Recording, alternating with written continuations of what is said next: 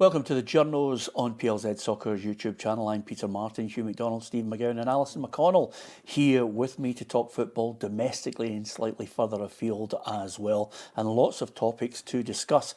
Thank you very much for your continued support for the Journos. The figures are fantastic, and if you hit the subscribe button on our YouTube channel, you'll join the football family. And if you download the app, you'll get all that breaking news at your fingertips as well.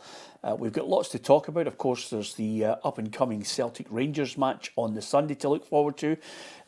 Scotland squad for the playoffs against Greece. They've been announced by Steve Clarke. We'll talk about Steve Clarke, his future, and the players that he's brought into the squad. The next Rangers manager, well, you just have to go from day to day and add another name in about who is the front runner or who is going to be considered by a potential group of investors if they indeed get all the takeover of Rangers put through. Scottish Cup semi-finals to look forward to, alcohol back in Scottish football, and Manchester United with plans for a new stadium but no indication of a new team. We'll talk about that as well. Whether we get that all in, I'll be absolutely gobsmacked because I've got three of the best for giving me long-winded answers when only 50 words would do. So let's crack on. None taken. I just thought I'd get Stephen right on edge right from the start. I have to tell you, that used to be the case with Hugh and I, when Hugh first joined us, and he had obviously been at the BBC, and obviously, you know, he'd go in a wee mazy alley, and I'd think to myself, you know, coming from my Radio Clyde days where you had to sum it up in 12 words, I thought to myself, we'll have a good fight here. It's got a machine gun out for the start. Everybody's getting it. And that gets you in the mood for a Celtic Rangers match. Well. Because, Hugh, at this match, 16 points the difference, 14 the last time they played at Ibrox, and Brendan Rodgers said that the Celtic game plan was stolen by Rangers in that last one, so maybe there's going to be a bit of revenge in the air. No comment. That's as good as it gets. I'm not talking about it anymore. 48 more words than I'll do. That was succinct enough, no comment. It's a strange old Firm game. There's not, because of the gap, because of the lack of jeopardy in it. You get them now and again where they're just like the old phrase, dead rubbers, and there's a real. I mean, maybe it's because a wee bit early in the week and Rangers have got Fenerbahce in between, but it does seem like a very sort of measured build-up when it's usually very frenetic. I mean, the best thing you can say about it from a Celtic point of view is the destination of the title. It doesn't matter at all, but I think it matters in every other way, particularly after what happened at Ibrox. I think there's an element in this Celtic team that's been shown this season that if they get beaten, they take umbrage at it. You saw it against Aberdeen. You saw it the weekend against Hibs as well. So I think there'll be. I think the motivation's there, but it is a laid-back week for a Rangers Celtic game. Yeah, there's maybe a couple of points to prove. Obviously, in the mix is Barry Ferguson. Will be there in the dugout as the interim manager. Of the success of that game for Philip Clement's Rangers, it was, you know, pressing Celtic in midfield, forcing mistakes, setting traps, in possession, and then of course hitting on the break, which Celtic have on occasion in Europe done so well. Stephen. Yeah, interesting tactical question for Barry Ferguson. You would think he'll probably try and do what he did largely in Turkey, wouldn't you? Where he sat with kind of free at the back and just again set traps, try and play in the break, because that's what Rangers are good at. And this persistent question, why are they so good in Europe and so fragile in Scotland? I think that's it. And I think James Tavernier referred to it the other day there, where he said, well, they get more space, get more scope to play in Europe. They don't get that in Scotland, where it's very much the kind of low block and the 11 men behind the ball, and teams try to get them to break them down, and they're not terribly good at it. Celtic can't really do that at home. Celtic can't play defensively and try and hit Rangers on the break. They are expected to get in the front foot and take the game to them. So it might suit Rangers again. I think it's one of these old fungus where actually a draw would probably do both of them just fine. Yeah, they woun't bother about it. Although it could be what you would call one of those defining moments is the last of the games before the call of a bright new dawn for Rangers, if it all materialises in the summer. And I'm sure that could fill one programme on its own, Alison. I just wonder, if anything, looking at the game in isolation, what impact or advantage Celtic would have because of Rangers' exertions in Europe. Does that play a part, or do you just think, big game, get up for it? I think it depends how it goes. I think it works both ways. I think if Rangers come out of that, as I think we would all expect them to now, having booked their passage into the next round, I think you've got the wind at your back. I think you go into that game buoyed by the result, by taking a fairly substantial scalp in Fenerbahce. You go into Celtic Park with a bit of confidence. The flip side of that, of course, is that if they were to lose a 3-1 lead and lose the tie, then you go in deflated, demoralised. I think your confidence takes a knock. I think it's a very different. The psychology of how you go into the game depends very much on how you win. I think it's an old cliche that you don't feel heavy legs when you're winning. I think if they're to come out on top, then they go into Celtic Park with a bit of confidence, and I think they'll feel emboldened just by that performance at Ibrox, performance over in Istanbul. I think Stephen's right. I think Rangers will set up pretty much the same way. Try and contain Celtic, hit on the break, and look to go and do it again. Look to go and take a win. Barry Ferguson will be going there thinking, I can win this, and if I win it, my hand is strengthened again when it comes to a conversation about whether or not he's in the mix for this job. Do you think he's in the mix? I think it'd be best for both parties if he wasn't, actually. I've developed this suspicion of interim managers getting permanent jobs, particularly when they don't have a sterling record behind them. If you look at Barry Robson at Aberdeen, if you look at Stephen Naismith at Hearts, even to some degree, although probably doing him a disservice, Neil Lennon at Celtic when he got the job in the showers at Hampden. You could rhyme off easily in the last 100 years, Stephen, numerous managers who should never have got a job, because that's the illogical aspect of football. Yeah, Frank Lampard, first one, big job, Chelsea. There's a lot of spin in place with this one, Pierre, because you've got the Rangers takeover potentially. You would think if Rangers takeover guys are coming in, they will want to appoint their own man. Patrick Stewart said they're trying to appoint a performance director. That should be the priority for me, Rangers-wise, because he's going to take control of the football department, so they should do that first, and then the performance director should then be setting the tempo and setting the kind of narrative for who is the new head coach who comes in. So that should be their priority. What about Brian Laudrup this morning in the paper saying, it's an enormous help if it's somebody who's got the DNA and understands Rangers, or is that just a load of claptrap? Brian's a good guy and he means well, but I hear this stuff all the time about Rangers men. Where has Rangers men got them in the last 10 years? With the best will in the world, people can have the very best interests of the club at heart. Unless they have talent, ability, judgment and serious financing behind them, it doesn't really count for much, because they don't need Rangers men, they need talented men. The game's moved on entirely as well. It needs to be. I agree totally with that. I mean, and I agree that in many ways the big decisions have to be made from the top down. You're going to have a guy at the top, call him any you want, performance director, sporting director, director of football. He's going to be the man that sets the strategy.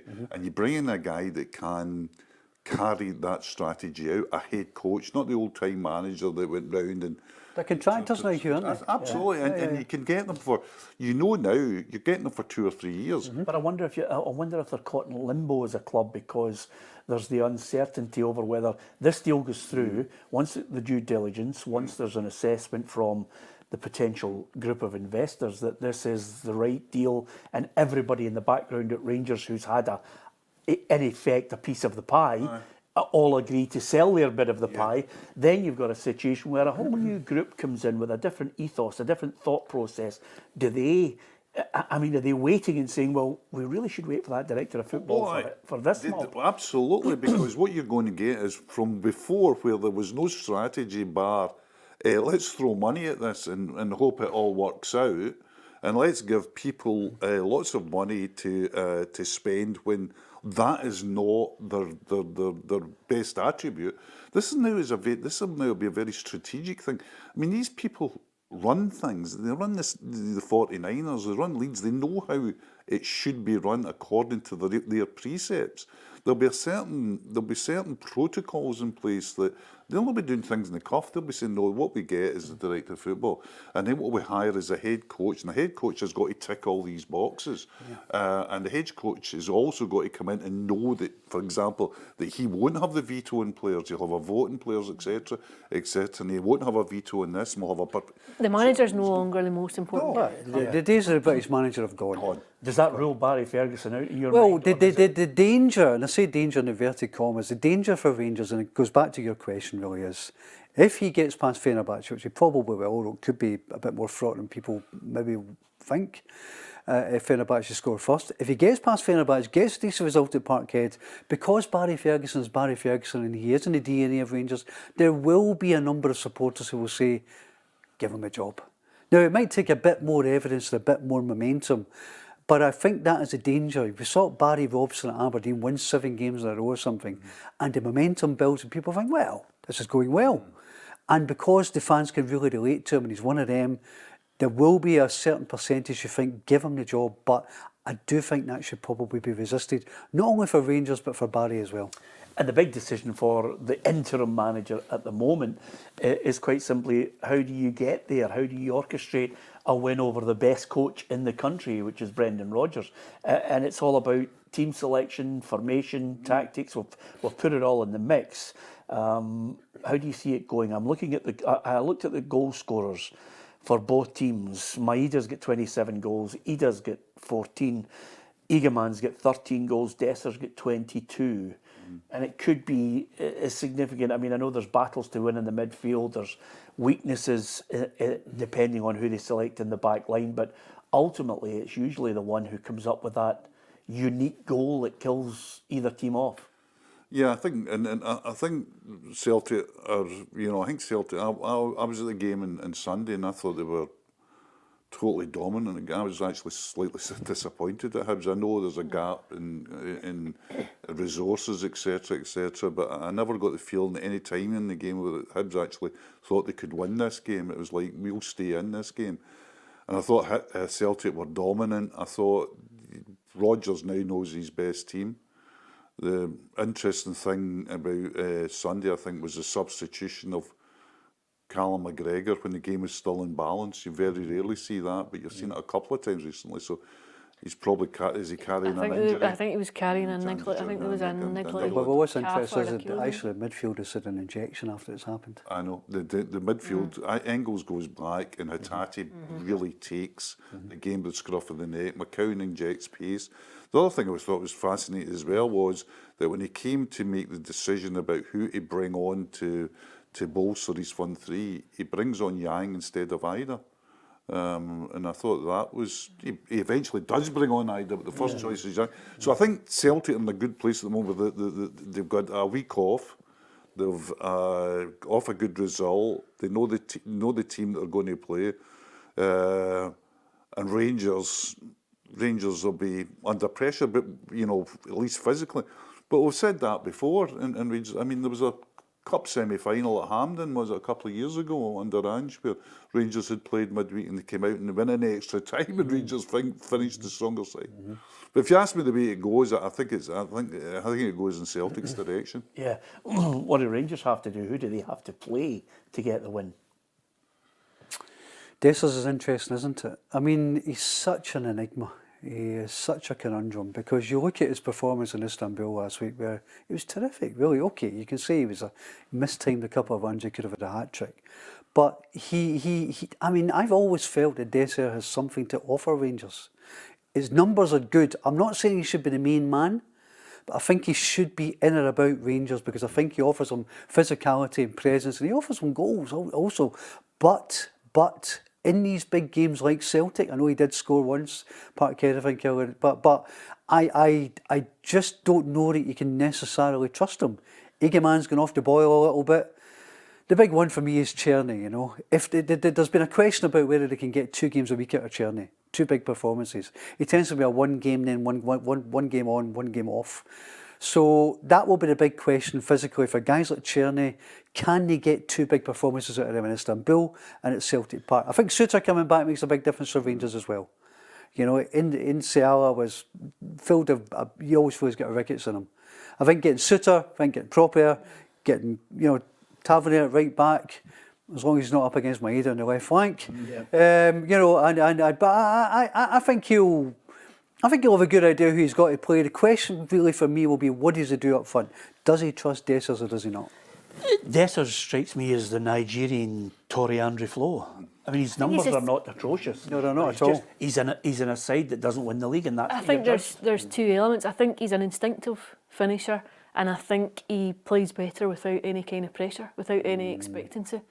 I think when he is expected to score, expected to perform, I think there's maybe a struggle mentally with that. I think you can't quibble with his return. I think he could have doubled that probably when you think of positions that he's been in and chances scored. I think he will go with Dessers. I think he'll start with Dessers, but it's whether or not he handles the occasion almost. Yeah. Rangers or Celtic? I think Celtic will prevail. I think they're a stronger side. I think they'll have a point to prove on the back of that Ibrox performance in front of their own support. Pressure off. There's no real tension within the outcome of this game. I think if you look at the evidence in front of you, a free week, a stronger squad, I think they prevail. I actually think the question you posed of Dessers there about his temperament, about his ability to deal with the pressure, I think you could apply that wider to Rangers as a team. Yeah. I still think they're better in a situation where there's no real pressure. Have to fancy Celtic on Sunday. Okay. Steve Clarke named the squad, which included a couple of youngsters, Lennon Miller and James Wilson. And I think Craig Gordon might have had something like a good 20 odd caps in his bag by the time James Wilson was born. It's quite scary, isn't it, for him? Talk about feeling old, but nevertheless, he's blooding them. Whether Steve Clarke's around to see them, really blossom, who knows? But what do you make of his squad first of all? I think the only surprises in the squad were the huge. I think James Wilson was a surprise. Was Lennon Miller slight surprise? But I think that's good. I think you've got to bring people in, and I think this feeling we have about youngsters. I mean, Lamal, the Barcelona player, where my son was saying to me last night that not this World Cup, not the next World Cup, but the one after that, he'll be 26. Wow, that's scary, isn't it? Just to speak. Yeah, I was waiting you saying your son said, that's when I feel we'll get the best of him. That's what I thought, yeah. So that's how, if you're young and you're good. So I think there's an element of we hold back and if they're good, get them in, get them the games under the belt and get the atmosphere. I think Steve's big problem all the time, and it's international managers at a certain level everywhere, outside the huge nations, have got to mix and match and come up, and his big problem now is goalkeeper. Well, I mean, you and I always, I understand where you're coming from with the goalkeeper, but I think his biggest problem always is those two areas of a goal scorer, which we just haven't had for such a long time, and obviously I still think the centre of defence is imbalanced because we don't have what I call natural thinking centre halves. You know what I mean? It's almost as if sometimes they're jimmied into it, or we'll lose somebody who looks as if he's getting a bit of momentum. That's why he plays Hanley all the time, because it's Hanley's position, and he likes Hanley in there because Hanley positionally was always good there. I liked Suter. I just liked him with 10 miles an hour more pace, and he'd be world beating, but we just don't have that part. The striking part for me is the biggest problem, Stephen, because sometimes I think, when you've got a weak centre of defence, we need to score two to sometimes get a draw. I don't know what we expect with this, Peter, because if you look at the statistics now, there is a ticking time bomb in Scottish football. Young Scottish players are not getting a game. I know if you have addressed this, Randy Gould for cooperation agreements and so on. And, there's the odd chink of light. You see Bobby Wales at Kilmarnock, you see Kieran Bowie at Hibs, is a little bit older, he's 22, get a bit of physicality about him, and then you see James Wilson. But these guys are the exception and not the rule. Until we find a way to get these players, young talented players, getting a first team game and getting 70, 80, 90 first team games before they move on in their career, instead of going when they're 16 to Aston Villa or whatever, I see a real problem for Scotland managers, not necessarily Steve Clarke, but Scotland managers of the future. Yeah, our big worry, as Stephen mentioned there, was that period where Steve managed, to his great credit, to get us to two major championships. But the problem was, we were wondering, is this just a little purple patch where he's been where he's been lucky, I beg your pardon, you know, and then all of a sudden we're looking to the future and thinking, well, where's the next generation? Before we come on air, Hugh and I were sitting saying to ourselves, you know, when was the last time Celtic and Rangers developed a young striker? And they're our benchmark clubs. The problem you have is money, because if you have an emerging, exciting young player, right away you've got more lucrative offers coming from down south. Immediately, you see it with boy Daniel Cummins. Just now you've seen it with Rocco Vata.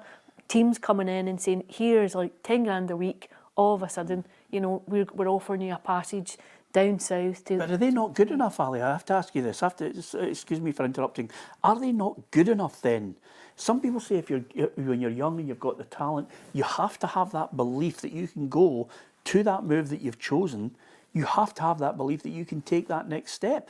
You could list probably for me, you know, more than a few hundred players who have gone down there and then they disappear. I think the problem's not belief. Players will always believe that they can go down and walk into a first team or get into a first team or go in and show the necessary attributes to stay. The problem is it becomes far more challenging in reality to do. I think players will always back themselves. They won't take a move thinking, I'll go down here and stagnate, but take the money. They go down with the intention of going in, of improving, of using it as a stepping stone elsewhere. The reality sometimes can be a lot harder when you've not had that exposure already to first team football. You've not had the experience of 50, 60, 70 games before you then go and make the move. I think for some players there's maybe a move too early. I think with Daniel Cummings, that's an interesting one, because he's the obvious one if you look at the minute.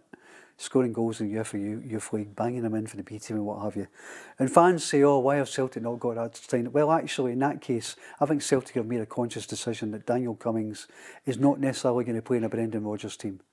You know, if you look at what Maeda, what Kyogo did with the closing down, the pressing, Daniel Cummings, without seeing a great deal of the boys, Agarra is more of a Chris Boyd type. Natural goal scorer, but won't necessarily run the channels or give you that pressing game that Brendan Rodgers is looking for. So, you know, sometimes it will just be young players who've got real talent, real ability. I think Daniel Cummings will make probably a terrific career for himself. I just don't think it will be at Celtic. And we're looking at George Hurst because of the grandparents' rule.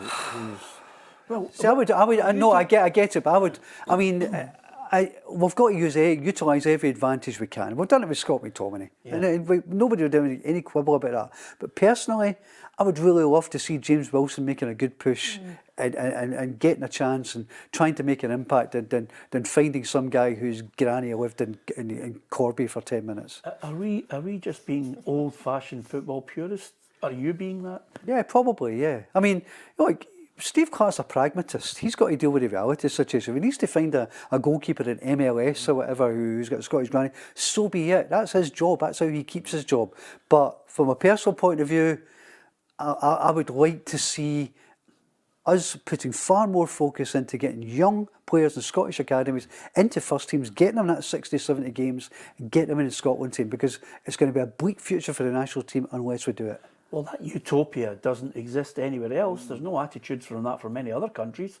Yeah, but I think in a smaller country, when football's so integral to our culture as well, you know, the promotion of young players, I think, is a tremendous issue. The other thing, when talking about yesterday about ages of young Lamal and all that, I noticed it was Andy Robertson's 31st birthday, and I said to myself, oh, really? You know, you're now not only are the great players not quite coming through, but a lot of the great players are getting to the stage where they'll be exiting stage left. You know, because you can imagine Robertson.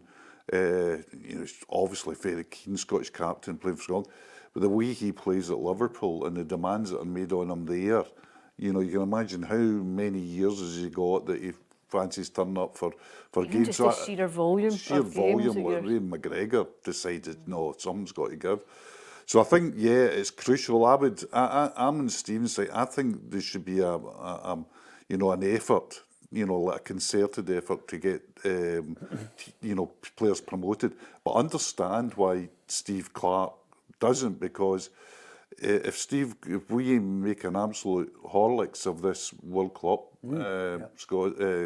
qualifying, which we're perfectly capable of doing with our strongest team out, nobody will say to him, give him a pat on the head and say, mind you, he brought through 4 performance school people into the squad. It just doesn't work. And it's the same way at Celtic. You know, it's like the Daniel Cummins thing, the Rocco Vata, Kelly, Doak to a lesser extent. I think Doak would have got first team games pretty quickly. But honestly, I mean, I've watched Daniel Kelly, 4 times live this season, and I think he's a talent, etc., etc.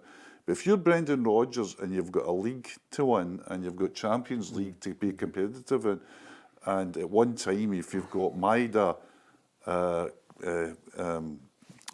Kyogo, and Ida there, you're not saying, well, might just bring Daniel Cummins on to see if he'll get a goal. Yeah, it's a chicken and egg, isn't it? I mean, on one hand, Brendan Rodgers says, look, they've got to be good enough, and that's fine. But then you think, well, are there some players who you'll never know if they're good enough until you give them a chance? I don't know. It'll be interesting how they maybe approach the last couple of weeks. If they see if the title's won, there might be an opportunity, and I don't think they'll be given cheaply, you know. But I think if there are people where there is a genuine question, are you capable of stepping up when you're going into first team level? This is the best opportunity you're ever going to get at Celtic in a competitive game to go and see. Well, for me, the last 8 games after the Rangers game is the perfect one for the rest of the league is all fighting for something, but for Brendan Rodgers it's not. But of course, you know, for Steve Clarke, the dilemma is, do you start to look and say, okay, as frustrating as it is for Stephen,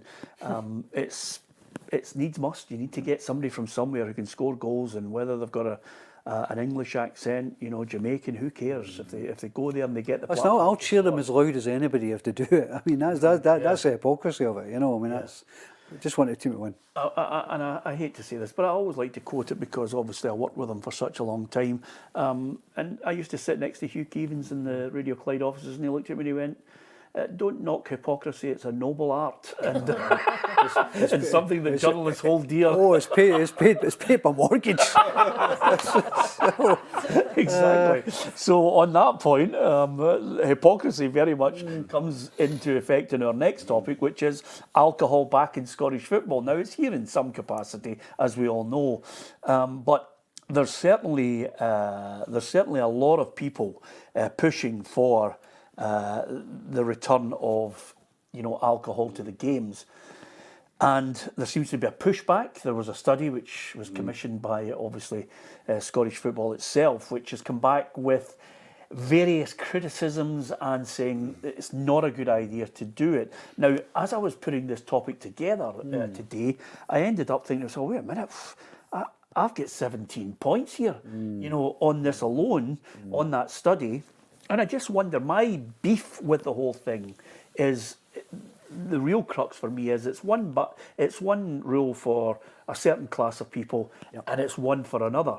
That's the first thing that I have a problem with it. And the second part of it is I genuinely think that the pushback is the fear for only 2 clubs, which is Rangers and Celtic. That's the pushback on this, because I just think, you know, to have a ban in place for so long from an episode in 1980, when, if you remember, Hugh, the culture in the UK in 1980 was hooliganism. Yeah, very much so. And football was a completely different game then. It was a sordid game as well. You know, you're standing in insanitary conditions, unsafe conditions. People not bothered about the safety of the punter at all. Standing on top of carryouts that were so big they had their own traffic policemen to manage them. I'm just talking about myself here. I always remember I went to the Scotland-Argentina game in 1979, and a bunch of boys were sitting in. At one point, just before the game, we viewed our carryout with some smugness and decided that it had its own weather system and its own infrastructure to it. And it was this kind of brutalist architecture to it. Satellite spotting it from space and things like this. God, that's bigger than the Great Wall of China. Anyway, an hour later. Quite. So I mean, I look at it now, again, I was at Celtic Park on Sunday, and this thing, no alcohol at the ground, as you pointed out in your preface, there is alcohol at the ground. People were in having a pint and then going up to their seat, and then there's this stuff. I don't drink, so I don't know what the constraints were. But I think there's a thing that you can't have a drink at half time, but then you can have a drink after the match and all that. It always seemed so bizarre to me that when you go, for example, to Tottenham Hotspur, that new stadium there, they've made a feature out of this. That you go, the ground opens 2 hours early. So you go to the ground 2 hours early, and the ground is open after the match. So can you imagine the revenues they're getting?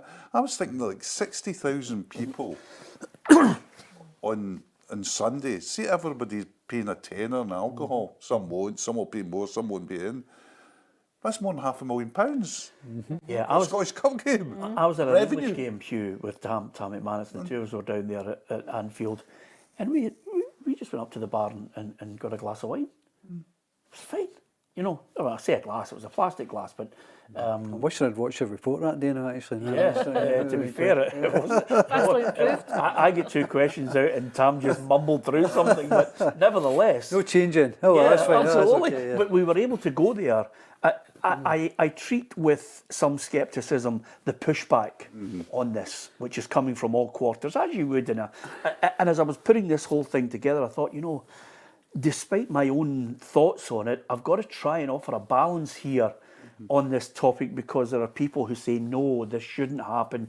And then all of a sudden I started to read some of the, not excuses, but legitimate points that they were saying, and, you know, to try and stop the drink coming into football, which is, you know, they're questioning whether it really truly will long-term increase revenue for clubs, which was, you know, it was just a red herring thrown in there. Reversing the ban could put children and fans at risk. And then they said that it will increase disorder at games and compromise the safety of other supporters. Experts claim it could lead to exposing young football fans to alcohol abuse. And then alcohol deaths have reached a 15-year high. And I'm looking at it and saying to myself, all of these things are put in the place to try and influence the government to steer away from it. But there are pros on this, which is, you know, our Scottish people just can't be trusted. Well, look, I mean, I think the country does have an issue with its relationship with alcohol. Yeah. I don't dispute that, and I get that. I get that argument.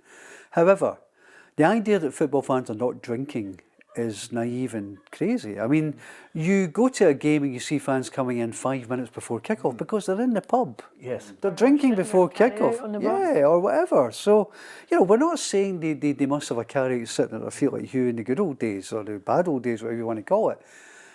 Have a concourse, have stewarding, have policing, have whatever you like, have controlled sales of alcohol, and do it on a trial basis and see how it goes. Because what's happening at the moment is that football fans have been treated like untrustworthy second-class oiks by a kind of bubble in Edinburgh. And we saw this. I mean, ridiculous comments before the League Cup final, where the ultras were scrapping in Argyle Street, and the First Minister comes out and says, the clubs need to sort this out. That's nothing to do with the clubs. That's to do with the government, and the police have got to police that. But they're desperate to blame football for everything. I think there's a danger that society's ills are sometimes laid Absolutely, bare at the no feet of question. football fans. I think that's reflected in the language and the rhetoric that you've read out there. A danger to fans, a danger to children. I think it's hyperbolic. I think it just is so over. I would argue that cocaine's a bigger issue at football I was just about to than say alcohol. that that as is, well. it I think What are you clearly, doing about that? clearly has I don't even want to admit it's a problem. The other thing about it as well, though, is that, you know, and again, these are all things that, you know, it wasn't that it angered me, but as I was reading all the cases for and the arguments against, and again they came out with the increased pressure on police and the NHS, and I was thinking to myself, you know, you have to deal with individuals who go to the extremes with drink. If they are drunk and disorderly, they are dealt with the same way as a rugby fan would be You're drunk and almost seeing it disorderly in as Edinburgh. worst case scenario. What you're reading out here is if you introduce alcohol at games, that people are going to be stocious within the hour mark, that there's going to be fights, that there's going to be anarchy in the stands. I think it does people a disservice. I think the clearest thing is trial it. Give it an opportunity. Yeah. If it doesn't work, if there is a negative impact, okay, you go back and you say quite clearly, we can't do this because the impact is detrimental to the bigger sense. But I watched this weekend. I watched the rugby from Murrayfield. It was on TV, and at one point it was a panning of the crowd. And there's a guy with a can of Tennent's. Guy just a supporter applauding a try, holding a can of Tennent's, and you think the perception of that at a rugby game and the perception of it at a football game is I agree. vastly I different. think there should be I actually think football should be at the point now it should be launching a judicial review. You should actually be going to the Court of Session saying, hang on a minute, this is absolutely discriminatory. You cannot justify this based on something that happened 45 years ago. I just think it's totally unjustifiable. Every year you'll have the Transmit at Glasgow Green absolutely. this summer. You'll have other music festivals. You know, we don't hear the same kind of rhetoric around all these events. I think my personal opinion on it, I mean, how do you gauge if it's a success or not? Because with each misdemeanour, they'll be all over them. I think it's a real purge on Celtic and Rangers fans. That's exactly what it is. Well, it's a specific targeting of no alcohol. And see all the points there, they're right, you know, alcohol is a lack of inhibition, etc., kills more people than any drug, every other point. But if you went into the Scottish Government now and said, do you know what, you're right in that, we shouldn't have alcohol in football, and here's another thing, shouldn't be allowed in airports. Not even in planes. Shouldn't be allowed at airports because there's people going on drunk onto planes, compromising the safety of every passenger on board.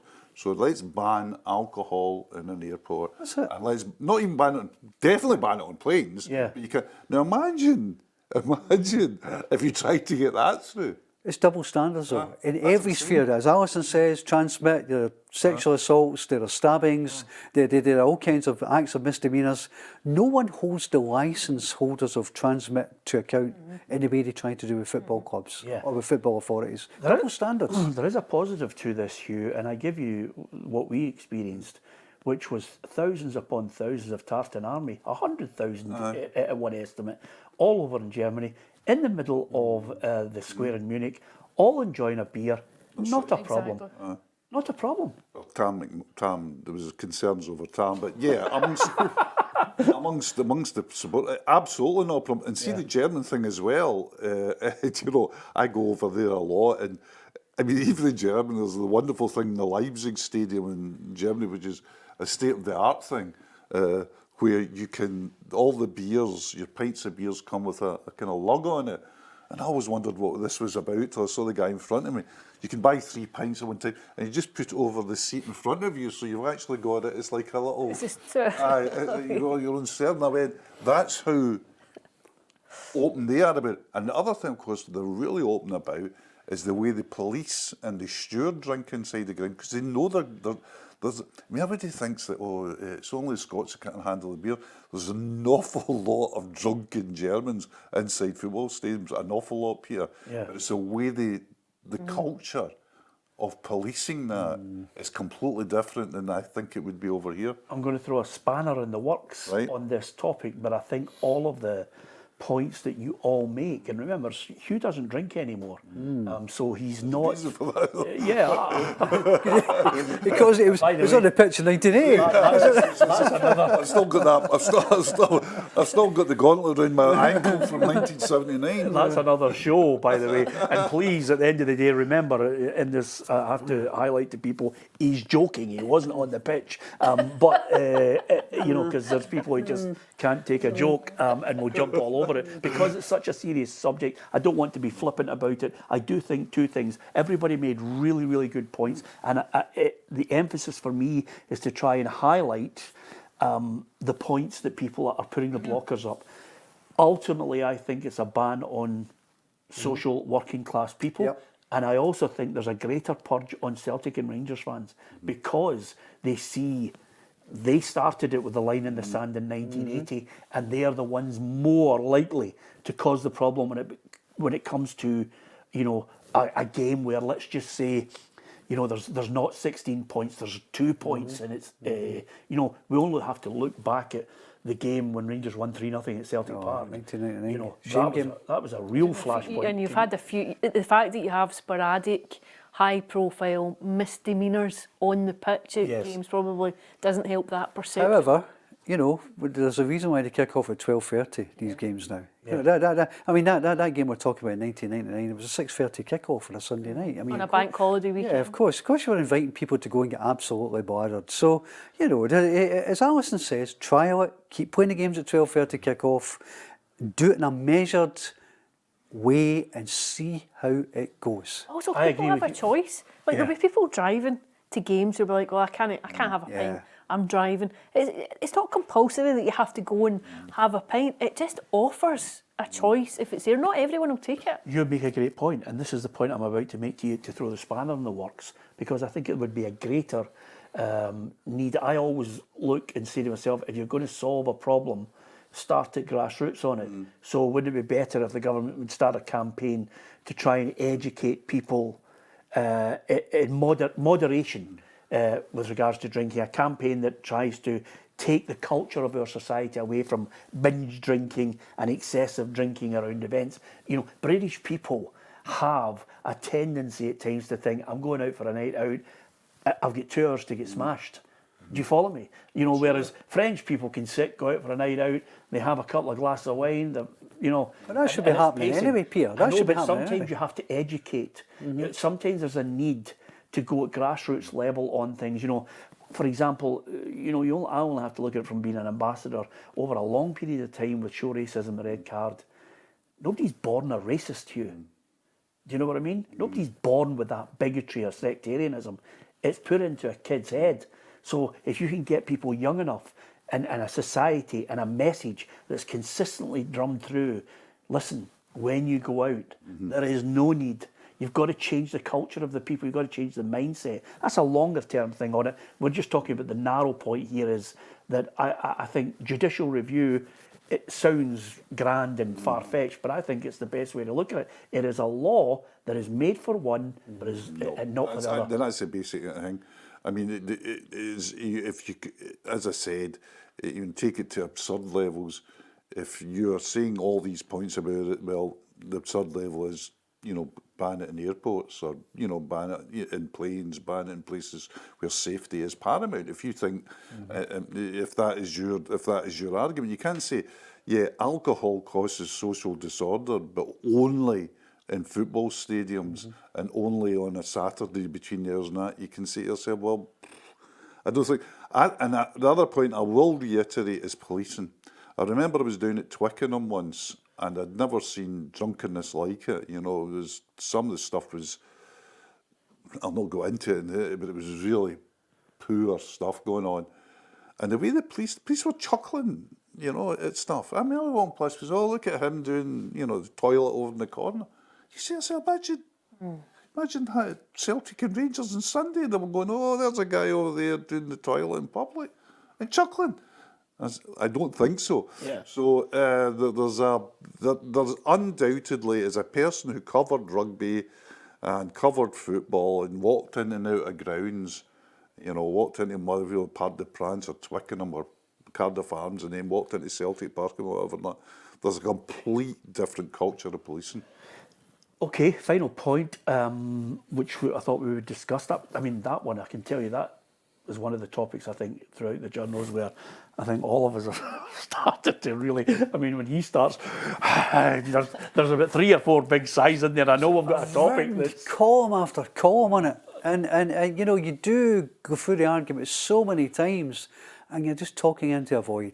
It's just the hypocrisy is impossible to overlook. Fantastic. Honestly, I told you that's how this whole show would be today.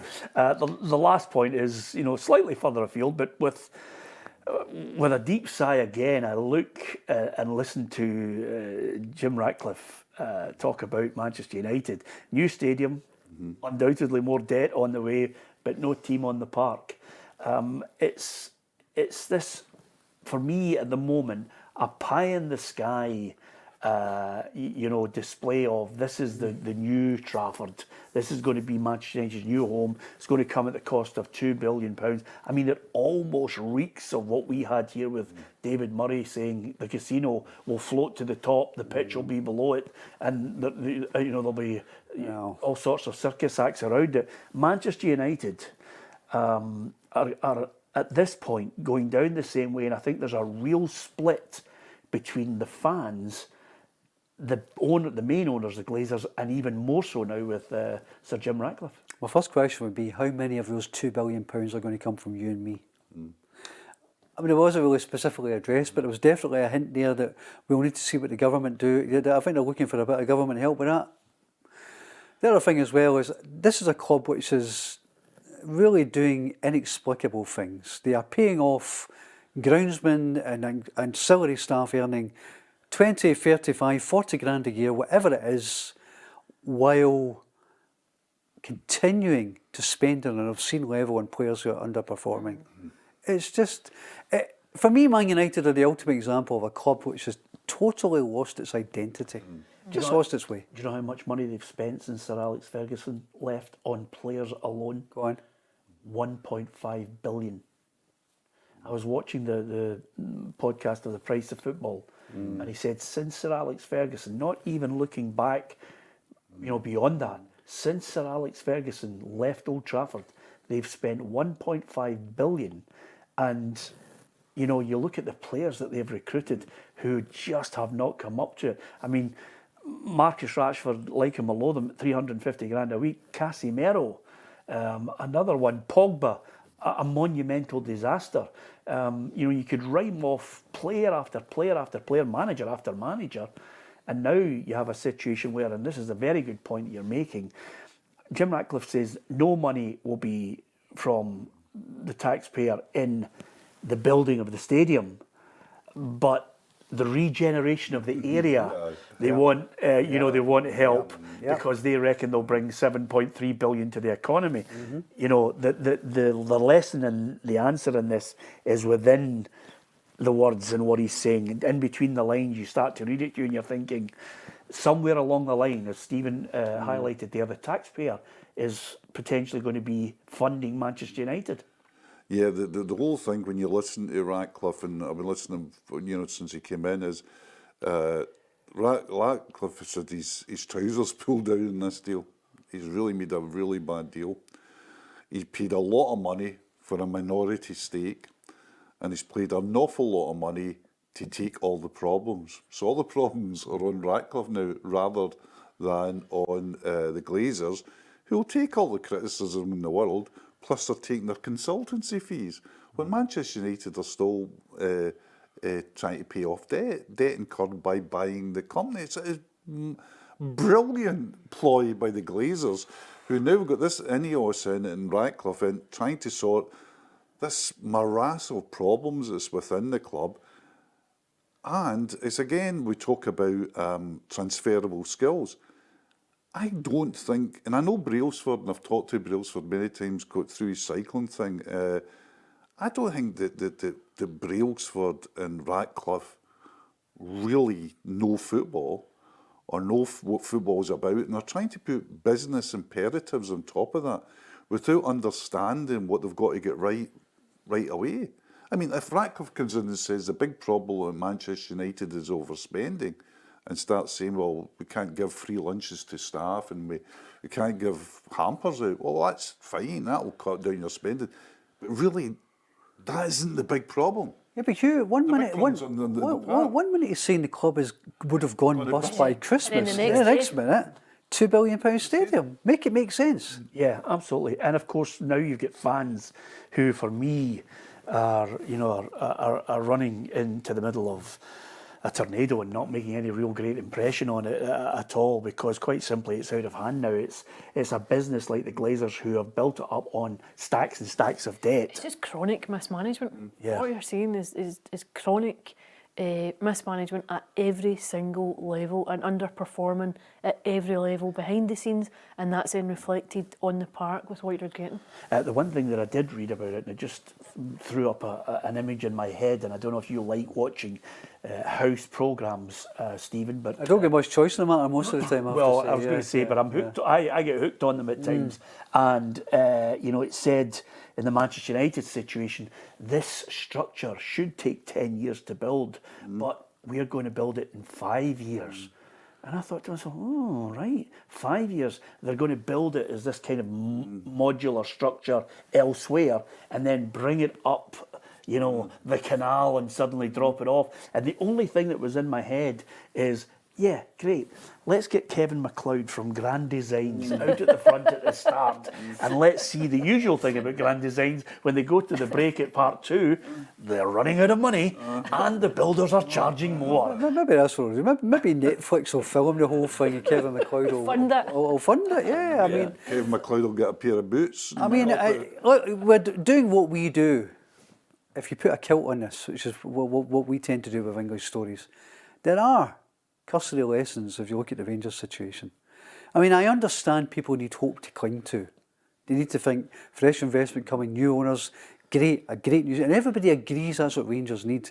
But it doesn't bring any guarantee of absolute stability or solid management, because ultimately, if you're an American investor, you're looking to make a fast buck. Yeah, and when you make that fast buck, even if it's a pie-in-the-sky project like this one, Hugh, I think United grow, further and further away from their fan base, because people are saying to themselves, 100,000 in the stadium, would that mean more season tickets for your fans? No, it is basically they want a situation where, like Manchester City, where people are just coming in to watch one game. They're not City fans, and they go to the shop and buy regularly. I know, it's just like when you sent me down to Tottenham Hotspur for one game, I ended up spending money buying him a top. I mean, because you're down there for 1 day, so you go into the shop and you say, I'll get this, I'll get a book, I'll get a scarf. It's 150 quid. Did you get your money back? Of course not. Yeah. If it's any consolation to you, Hugh, I wore that top yesterday. We were 7 goals down and we won by 2 with 2 minutes to go. Did you? It was the ghost of Hugh in the old days when you were playing yourself. That is 1979 at Hampden again. Yeah. The great thing about the business thing about Manchester United is that Manchester United has been a terrific business success story in the last 15 years, but only for the Glazers. Yes, that's the sad thing. It's been a terrific success story. They have got money after money after money. They've sold a chunk of it for about 4 times what they paid for the whole lot of it. Yeah. They've hardly put any investment in. They've taken consultancy fees, wages, etc. It's been an absolute success story. But it's what is going to be left after it. And Manchester United are moving very, very close to the edge of, is this repairable in the short term? Yeah, the ultimate thing here, I don't want to be overly political about it all, Ali, is, a number of people up here who are putting a tartan, skin on this, is no forward planning for Grangemouth under Ineos's banner, but pie-in-the-sky schemes for Manchester United. Yeah, absolutely. I think that's the really obvious question at this point in time, Yeah, teams on the pitch, that's secondary. I don't know where United go now. It just shows you how remarkable Sir Alex Ferguson was, because they waited 23 years for a title. I think it could be a long, long time before you see them winning. In the short term, I think it's irreparable. They're miles and miles away. It's not like, and once you've got the culture, and it's not even a coach problem, because is anybody saying to me that Ten Hag's a bad coach? No, he's made mistakes at Manchester United. Amarim was a top-class coach in Portugal, and these are not duds. They're just being made to look like duds at the moment. You're coming up against Middle Eastern sovereign funds, you're coming up against oligarchs, coming up against state teams. More than anything, you're coming up against financial fair play, which really limits our ability to turn this around quickly. Yeah, absolutely. Just before we go, lads, I've got to get your thoughts on the Scottish Cup semi-finals. It's St Johnstone against Celtic, Hearts against Aberdeen. If anything, people are looking at it as a foregone conclusion that St Johnstone will just be there to make up the numbers in one stand.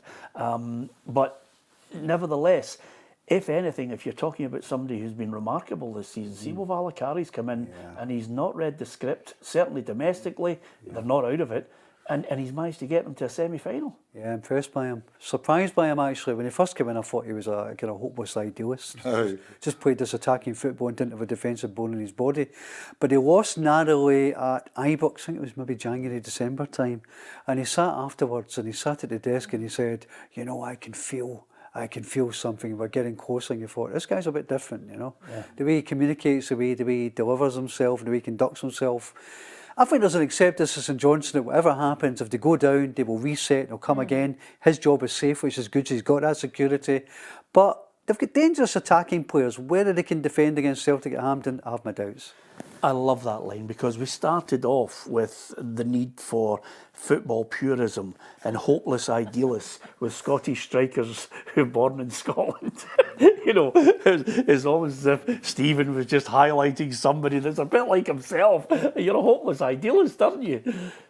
I don't know. I'm a pragmatist. You know, I mean, people talk about what Scottish football should be. Don't always understand what it is and why it is the way it is. You know, I mean, you've got to deal in the here and now. The here and now is that Celtic are a better team than St Johnstone. Yeah, I don't think anybody's going to argue with that. Who's the better team between Hearts and Aberdeen? That's an interesting one. If gone to my head, I would say Hearts. I like the way the Hearts are going. I think there's a strategy there as well. I agree. And I like a couple of the signings that have come in look as if, you know, they're buying for buck. I think the managers are more than competent and is reasonable and all this. So I think there's a bit of plan there. They got a rude awakening in Edinburgh Derby. We know that, but they came back. So I would take Hearts at this moment over Aberdeen. I'd be inclined to go with Hearts more than Aberdeen too. Yeah. I think Johnstone analytics is fascinating. I think that's the one potential game changer that really I think will come and make an impact in the Scottish League, and it badly needs it because it's absolutely needs it, because one of the things you can see is that, you know, everybody can say, oh, Celtic's got more money and all that, but a large part of Celtic's money has become through good recruitment and selling on, and there's certainly been a feeling, you know, within Celtic and elsewhere, where they say, well, why don't you try to do that? I mean, you not be able to buy the 4 million and sell them on for 11, but surely you'll be able to buy the 100,000 and sell them for $1 million. Yeah. And I think teams are slowly coming to that realisation. Yeah, absolutely. Listen, we've got to deal with the here and now, and the here and now is run out of time. But I've thoroughly enjoyed our topics. You can give us your thoughts on all the topics we've been discussing. We'd be more than happy to have a look at them. And of course, the journos, as ever. Hopefully you're enjoying the content as well. Hit the subscribe button on our YouTube channel if you get a chance to join the football family, and also if you download that app as well. But we've covered the grounds. Some of us obviously you know, are football purists. I put myself in that category. I'd love to see football the way you look at it as well, Stephen, but there's all sorts of things being put in our way, and business is one of them, which we were discussing with the Manchester United. It doesn't always go hand in hand the way we want to see football run, and when it's run as a business, we will undoubtedly on this Journos show be talking about Rangers if they are taken over by a group of business people in the summer. So they are topics for another day, and of course one of the main topics we will discuss on another day is where was Hugh on the park in 1980 at the Scottish Cup final, Hugh? I'm going to get back. I'm going to get back and YouTube this. I'm going to get back. I'm going to find them. Recognise them. I'm going to find them. That's why we won't. They'll still be dribbled down the front of the shirt. I'll find you. Absolutely. Find you. I know exactly where he's sitting on a mountain of Kestrel lager with a flag in it. Anyway, Corner flag. Exactly. Listen, thank you very much to Steve McGowan for coming in with Hugh MacDonald and Alison McConnell, and from myself, Peter Martin, to you for watching and downloading the podcast. Thank you for listening and watching today's Journos.